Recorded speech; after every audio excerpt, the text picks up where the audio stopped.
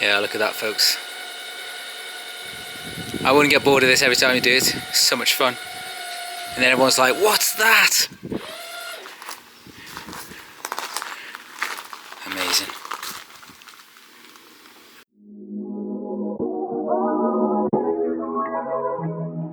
So a very good morning, guys. We're out in Great Yarmouth today for a very special meeting with a gentleman called Chris and his wife Lynn, who we saw the Hot Rod Supernationals about a week ago with a very crazy build, a Reliant Kitten, 4 wheels, one of those small cars. Normally you see like a 3-wheel, which is the Reliant one, but this one has got something special. It's got a Jaguar V12 engine and the body lifts up, which is just insane. So we're going to just turn around and show you guys just poking out the garage, then we're going to say hello to Chris, find out his story, and apparently he's got a lot more amazing builds in his garage that he's talked about, even motorcycles. So we can turn this around, let's go and have a look.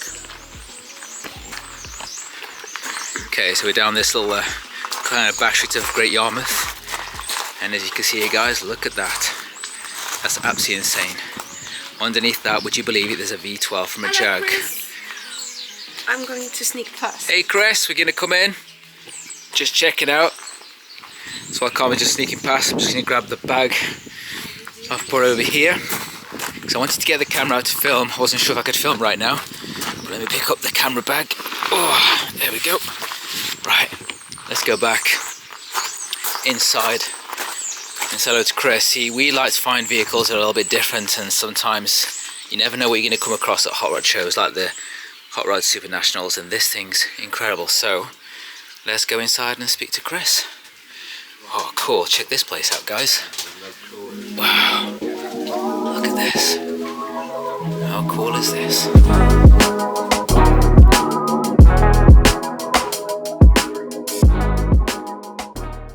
So welcome, guys, to another episode of Superfly Autos, where we go and find some of the most amazing builders out here in the world. And we're here today in Great Yarmouth in England with Chris Island, who has some amazing things to talk about. And one vehicle we've come here to photograph is a Reliant Rialto. Rialto, if I pronounce it correctly. I thought it was a robin, a kitten. I wasn't sure when I saw it, but there was something insane about it. It's got a Jaguar V12.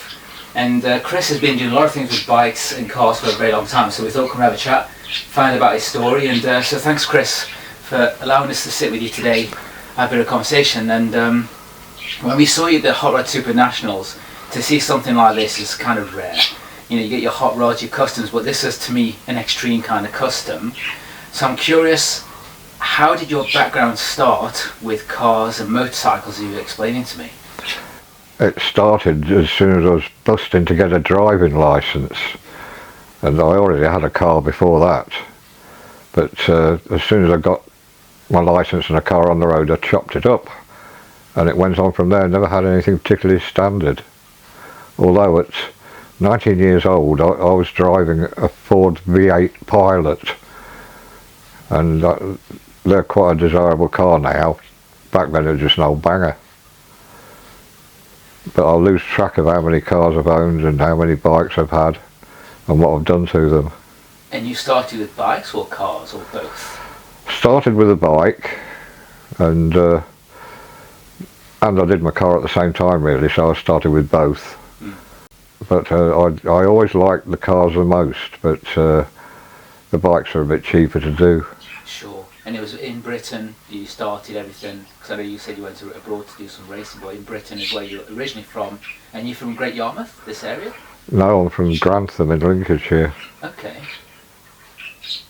And then you started working on bikes yourself, as you started driving and riding.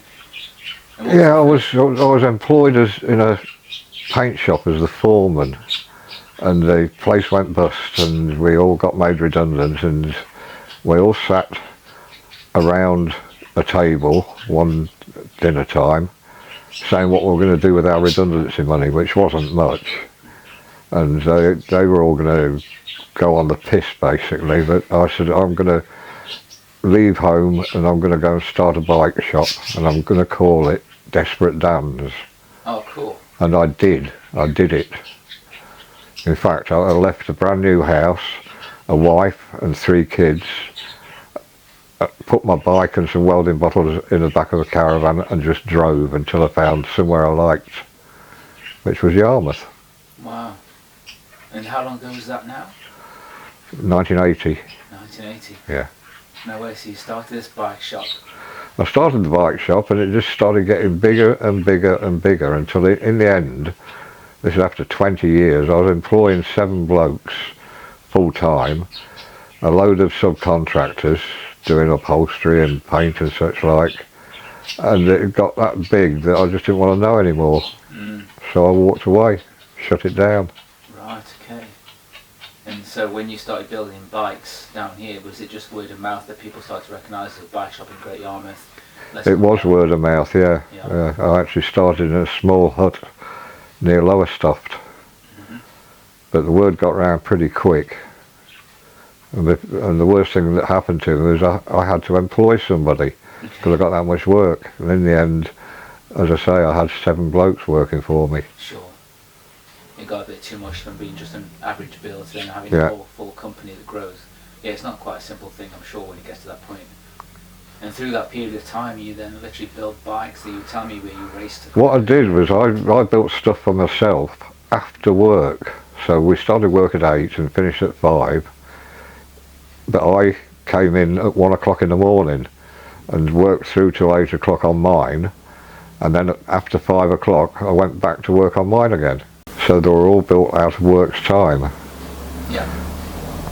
That's what tends to be, most builders build on the weekend, and then obviously the clients in the day. And some of these bikes then you raced in America then. You were telling us about a BBC documentary you were doing. Yeah, I can't remember how that came about. That was just, my name got mentioned as being interested in going to Bonneville, which I was. And I built a bike to go there. I built an Indian. Okay. Everybody else likes Harley Davidsons, well I don't. I built an Indian. And how long did it take to build that bike? Weeks. Really? Yeah, it never used to take me long.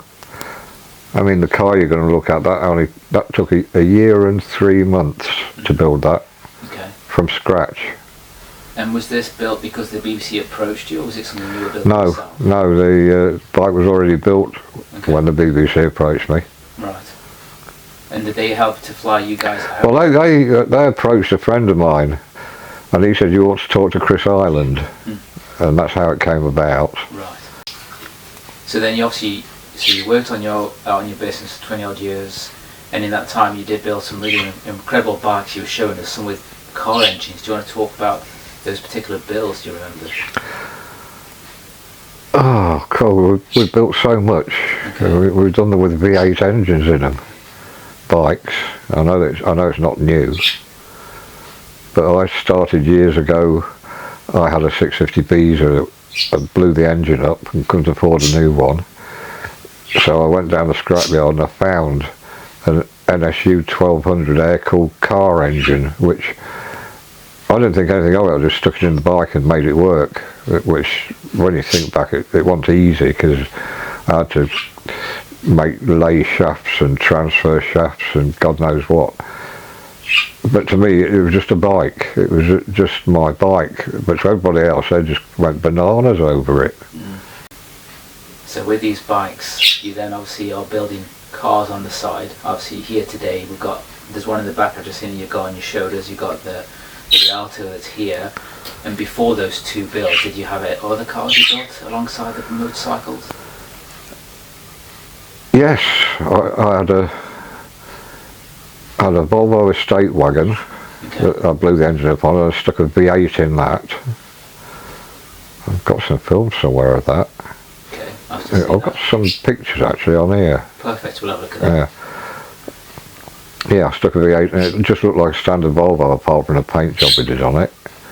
I had a works van, I think it was a Marina van or something, and same thing, the engine blew up and I stuck a 6-cylinder Triumph 2000 engine in that, and that just looked like a standard van. You couldn't tell it had anything in it.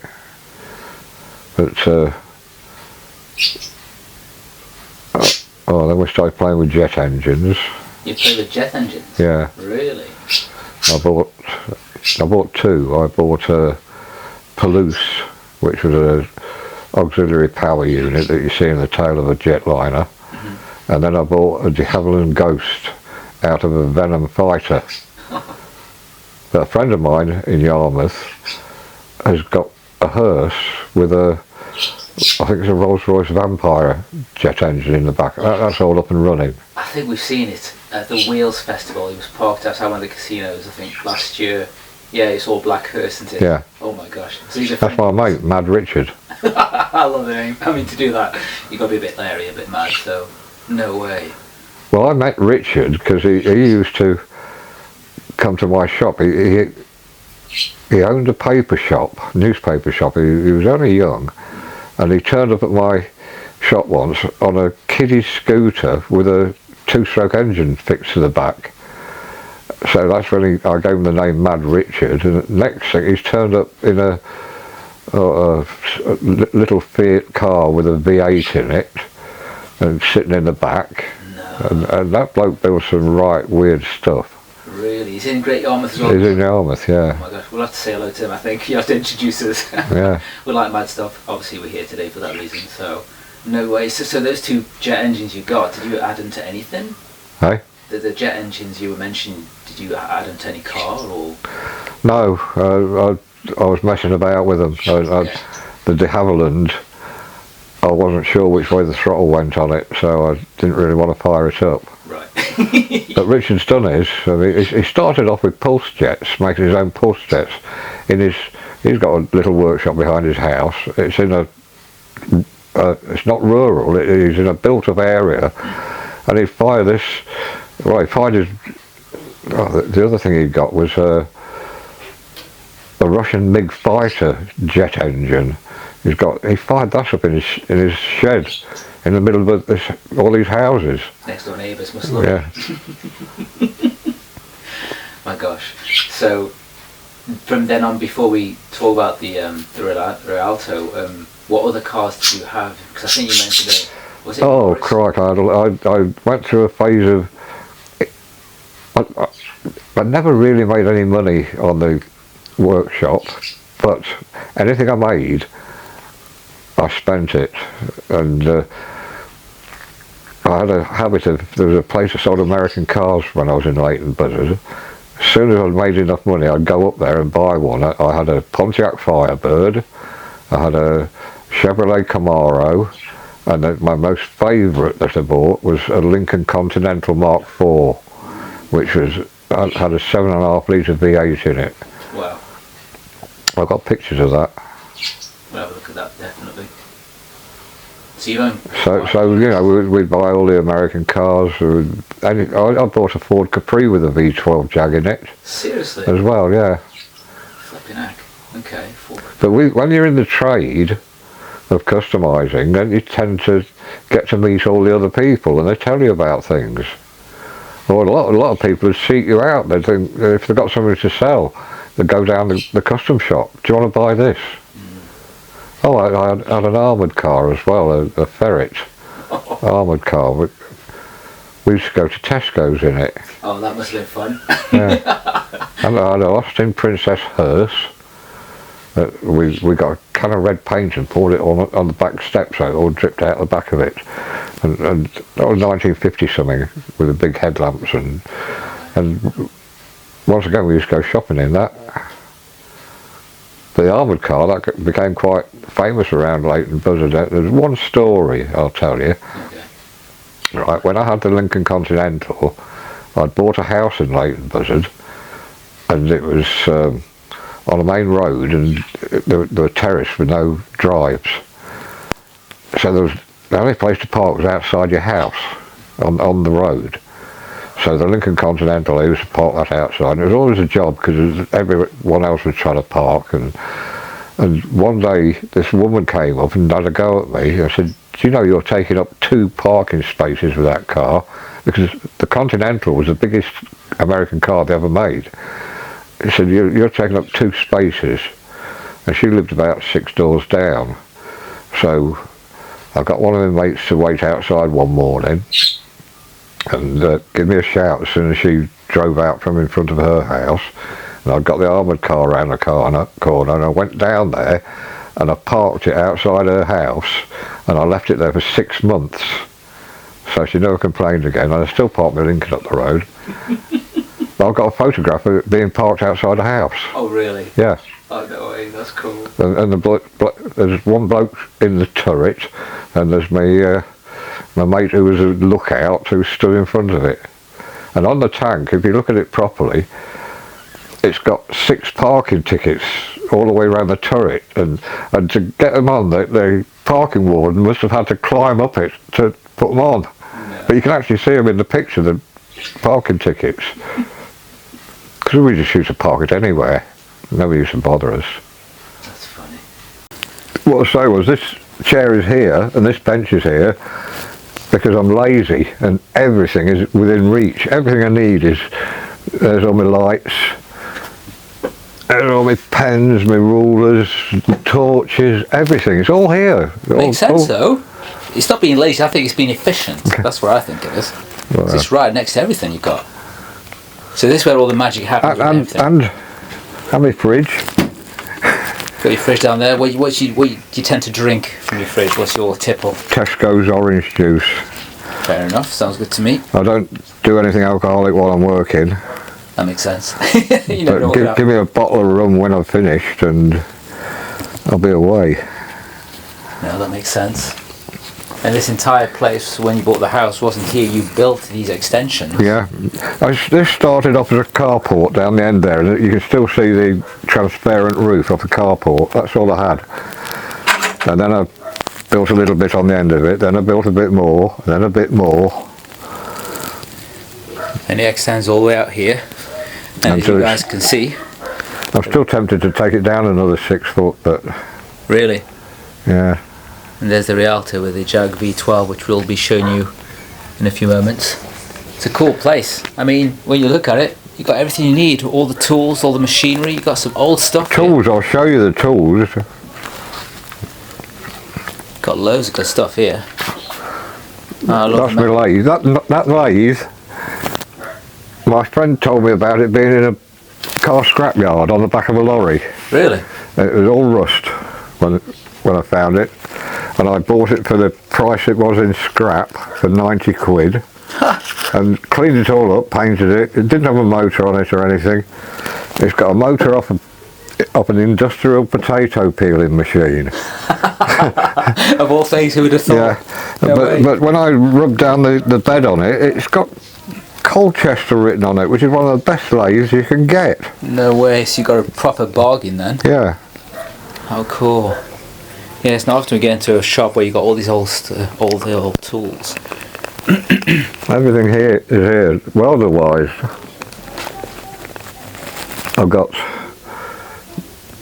TIG, MIG, plasma, arc, and there's more welders in the other shed at the end, some brand new ones that I've never even opened the box. And the compressor I built myself. Yeah. In the corner there, look. You got a compressor there, solid guys. Let's go and have a look. That's a big Calagas bottle underneath it. Oh yeah, there it is. It really is like, it's like this place reminds me of like a little scientist lab. Really small and quaint, not the usual size of a big garage, but you've got everything you need. All within reach, as you just said. All efficient. It's really cool. Also this is harks back to when I used to own the shop. I like to have everything in stock. So if I'm going to start on a build, I've got to buy everything probably a couple of months beforehand. Yeah. So it's all there on the floor and ready to go.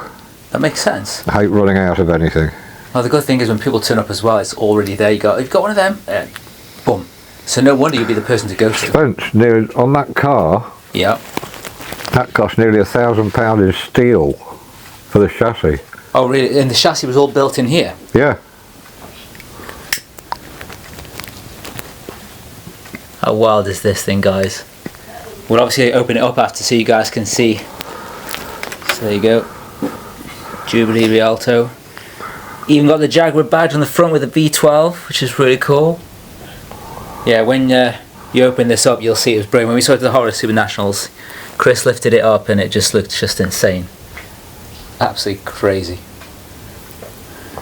That's what does people in. I knew it would do. We had to do something on it that would really do people's heads in. Oh yeah. And it was getting that body shell to lift up on its own, on a remote control. So the remote control, is it just like a generic one, or did you have it from something else? No, it's just off eBay. Off eBay. Yeah, it's for a winch. I just had to learn how to wire it in. Really? To get those rams to come up, they're electric, and they go up and down by reversing the polarity on them. Right, so negative and positive, it'll go up, positive and negative, it'll come down. So I had to find a way to do that. So I've got all relays in a box, all wired in, and it switches from one polarity to another. Right. It's not. It sounds simple, but it easy. fucking wasn't. Must have spent 3 months getting that to come up and down properly. Really? Yeah. Wow. So 3 months, and so the shell. Did you find it on eBay or a local scrap? eBay. I bought 2. And was it just like, I want to build one of these cars, or you? No. What made you give the idea to build this then? I was going to do a smart car. Oh, okay. Smart car I bought the V12. Yeah. Right. I wasn't going to buy. I never even thought about buying one until I saw one on eBay for 900 quid, complete car. But it had been in storage for 20 years. No way. Yeah, so it was rotten. It was really badly rotten. But I bought it. I had to go down to Dunstable to get it. Okay. So it cost me another 250 quid to get it brought up here. And when I picked it up, the bloke said, "I've got some receipts." He said, "You might want them." They were with the last owner who died. It was in a breaker's yard or salvage yard. So give me these receipts, and I thought, well, chuck them away. But then I thought, I'll just go through them and see if we spent any money on them. They've got old MOTs and everything. I tallied up the receipts. In 3 years, he spent £17,000 on that V12. Holy cow. Yeah. Wow, and he just decided just not to do anything else. He was finished, happy with it, and... No, he put it in storage and died. Oh, shoot. Well, that's a bit of a bummer. And he had other cars as well, or was that just the one thing? Because that's quite unusual to... I don't know. I think that was his pride and joy. A lot of the money had been spent on the respray. Oh, right. I think that was £11,000 or something. So on the chassis itself? No, on the body. On the body? So then I bought a smart car. And I got it back here. And the intention was to take the body off and put it on the chassis I was building. So that body was actually built with a smart car. And I looked at this, they're shit. They're complete shit. Really? They're all plastic, even the roof's plastic on them. And nothing, you can't bolt anything to anything else because it's all plastic, it clips together. So then I thought, well, the most stupid car you can get is a Reliant. And I saw an advert on eBay for a complete brand new body shell. Wow. For 200 quid. Damn. So I bought that. We had to go down to Ely to get that and fetch that back here, and I used that as a sacrificial body shell which I fitted on that chassis and cut everything on it. Yeah. But it got no doors or windows or anything, so I'd worked out to buy those would have been prohibitive. So it was easier to go and buy a complete Reliant. So that was 6,500 quid. Wow. That body shell. Well, I bought the whole car with an MOT. No way. And every single bit on it has been bodged. Oh. With no exception. Even the bloody rear view mirror had been bodged. Really? Was that like a local buy, or did you have to go sort of pick it up somewhere? No, that was near Northampton. Oh, okay, it's not round the corner. But we've got a car trailer, so... Oh, you went up and got Yeah. it, picked it all up, bring it back. And obviously that... Well, I got a car trailer, but I could just get my Austin on it. But that thing is so low to the ground, it wouldn't go on it, so I had to buy another fucking trailer. So the trailer we've got now is hydraulic, so it lifts up. Oh, yeah, that makes a lot of sense. Don't know where all the money comes from. It's all the hard we did, all the 20 years of motorcycle stuff, you know. And obviously it's original in terms of the exterior, I guess. It was white and... Yeah, it's exactly as it was. I didn't want to change it, and when I had the graphics done for it, they wanted to clean it all to put the stickers on, because I'd then put them on as well. I wouldn't let them. I said, no, I'd need the patina on it still. Yeah. What about the Nana and Grandad stickers? Was that the additional? Did it come with that? You added it. That's another story.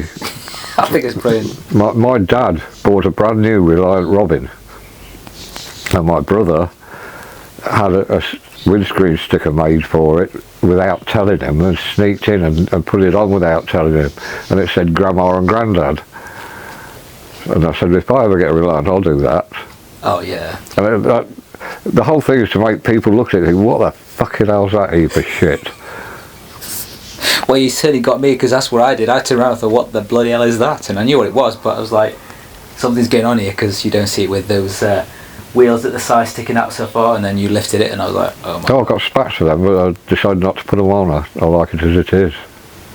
Yeah, I think it works really well. I think it's just wild, it's Larry. That's what we do. What we do, we like to find builds like this that they may not be polished, they may not be 100 grand resto mods. That is genius. You want to show me some tools you would mention? Well, the snap-on boxes, but it's not all snap-on, but it's everything you need. You do have everything here, that's for sure. And I guess these came back from your bike shop probably when you sold it. Not all of them, no. No, part of it. Yeah. Well, you definitely got all the tools to build whatever you want. Oh, crike. And some probably. Snap-on. Yeah. They're bloody expensive. Yeah, everything's... Well, there's 4 toolboxes here anyway. You got enough. You got everything you need. That's taps and dies. Some more down there as well. That's so cool. It is a cool little place you've got. I do like it. So do I. It's got a nice feel about it. It's like you're stepping back in time, old school. In the winter, see where that rack is with all the little drawers? Oh yeah, that one over there. Well, that's a door.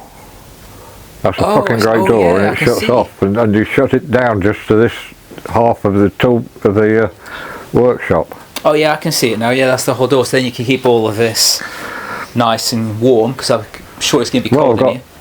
I've got one of these Japanese air heaters. Oh really? Diesel heater. That's all plumbed in with the bloody power supply and everything. Oh, that'll keep you warm over winter. Yeah. For sure. It's a bit dusty at the moment because it ain't been used. No worries. I've even got there's a fuel tank for it. Yep, there's heating for winter, because we know what garages are like when it's cold. It's bloody freezing. Do you want to look at that Austin? Oh yes, let's go and check out the Austin that you showed us outside in the back garden. Definitely want to see that. Then we'll check out this bad boy, and hopefully the weather holds. Yeah. We've got no rain coming in. I think it's going to hold, which is good. Yeah, let's check out this Austin, guys. I'll close that door behind me as well for the dogs. If you want them to get out. Oh, you can hear them already. Hello. How's it going? Okay, let's check out this Austin down here, guys. Let's see. Here we go. Oh, look out. So I'm Indian. Oh wow. So this is it. Do you take it out at all, or is it just staying out here? This is taxed and insured and everything. Oh, so you can go for a whole drive. I don't know if it'll fire up. It's got suicide doors. Oh, how cool is that? Oh, no way. You've seen it in the back. Oh, crazy robot in the back. Looks like Elvis, skeleton Elvis in the back as well. Yeah.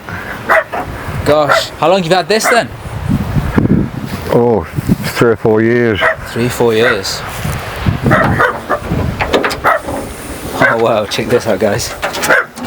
Oh nice. That's crazy cool, that is. No way.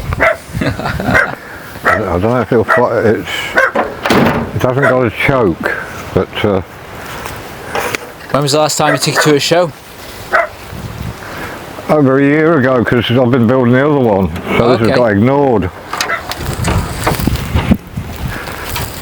Very crazy, guys. Took it to a show a year ago. All the rest of the patina. Oh, what's on the roof? Let me just try and lift the camera. 29. It's alive! Kinda.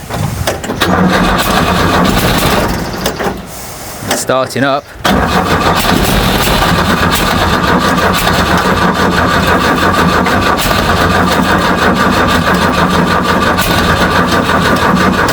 It's not starting up. Well, I guess it's probably not been started for a while.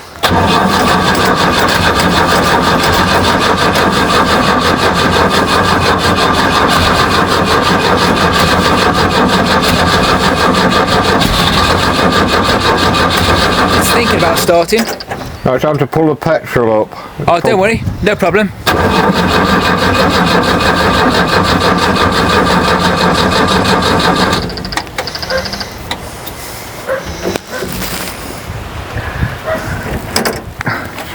Bit of a view, this is their back garden. Great Yarmouth. There's the sea. It's a nice view. Not the greatest of days, unfortunately. Weather's a bit not so great today. It feels like autumn even though we're still in summer. How cool is this? Oh, no worries if it can't start, but... Oh, that's why. Oh, what is it? I left my fucking balls in the top. Take your balls out. Should be alright then. Oh, it sucked them in. That's a good job I didn't swallow them. I know they won't fit in, but still. Right, ladies and gentlemen, we should see starting. You've got a plant going in there. Yeah. It's become its own plant pot.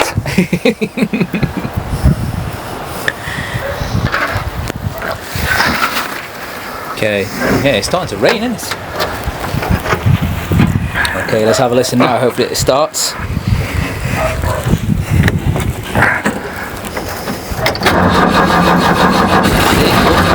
Come on, you can do it.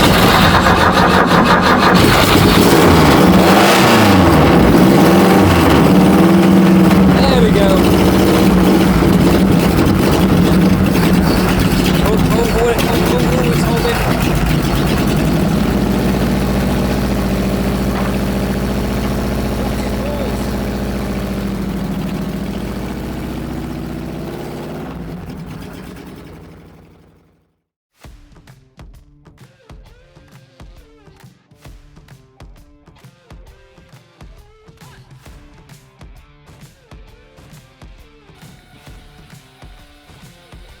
Yeah, look at that, folks.